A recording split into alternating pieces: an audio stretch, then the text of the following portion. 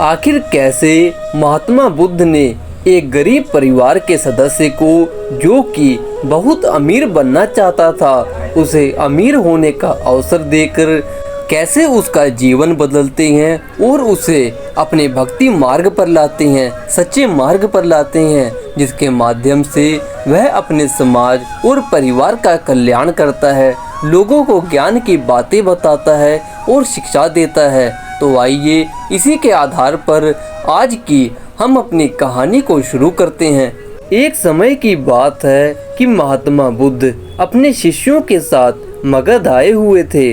वहाँ एक चंदोसा नाम का मोची गांव के बाहर अपनी कुटिया बनाकर रहता था। उसके परिवार में उसकी पत्नी और 4 बच्चे रहा करते थे। चंदोसा की कुटिया के बाहर एक बड़ा सा तालाब था, जिसमें बरसात का सारा पानी जमा होता था।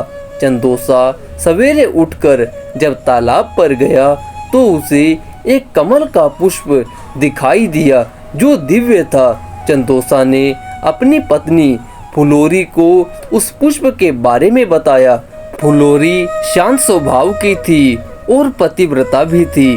फुलोरी ने तत्काल बताया, महात्मा बुद्ध यहाँ आए हुए हैं, शायद वह इस तालाब के पास से गुजरे होंगे, जिसके कारण यह फूल हुआ है। चंदोसा के मन में अमीर बनने का सपना जागृत हुआ। वह झटपट तालाब में कूद गया और उस पुष्प को तोड़कर ले आया और अपनी पत्नी के आगे रखकर अपनी रणनीति बताता है। मैं यह पुष्प राजा को देकर उसके बदले ढेर सारा मूल्य प्राप्त करूंगा और हम लोग अपना जीवन आराम से व्यतीत करेंगे। फुलोरी, यह तो अच्छी बात है, यह पुष्प हमारे किस काम का, यह राजा को ही दे आइए। चंदोसा, ठीक है, मैं शीघ्र ही लौट कर आता हूँ, कहते हुए वह राजमहल की ओर तेज कदमों से निकल पड़ा। रास्ते में चंदोसा को तेज कदमों से जाते हुए एक व्यापारी देख लेता है। उसके हाथों में दिव्य पुष्प देखकर व्यापारी के मन में उस पुष्प को प्राप्त करने की अभिलाषा जागृत होती है। व्यापारी आवाज देकर चंदोसा को बुलाता है और उस पुष्प का मूल्य पूछता है। व्यापारी उस पुष्प का मूल्य 2 स्वर्ण मुद्रा देने को तैयार हो जाता है, किंतु अंत समय में चंदोसा यह सोचता है, व्यापारी जब इस पुष्प का मूल्य 2 स्वर्ण मुद्रा दे रहा है तो राजा अवश्य ही इसके अधिक मूल्य देगा। व्यापारी को ना करते हुए वह राजमहल की ओर दौड़ता हुआ निकल गया। राह में राजा रत्नेश आते दिखाई दिए।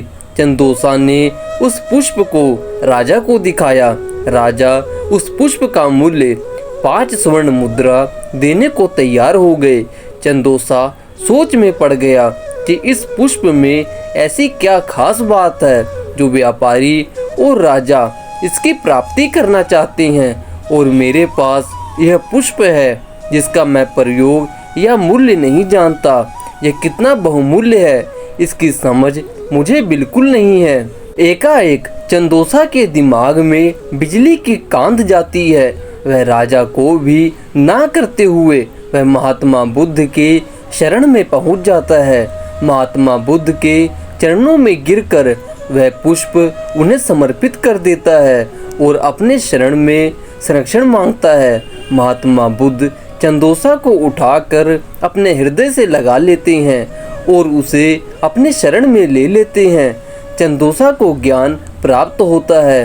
फिर वह अपने समाज में ज्ञान के माध्यम से समाज की पीड़ा हरने का प्रयत्न करता है और आजीवन महात्मा बुद्ध का शिष्य बन जाता है।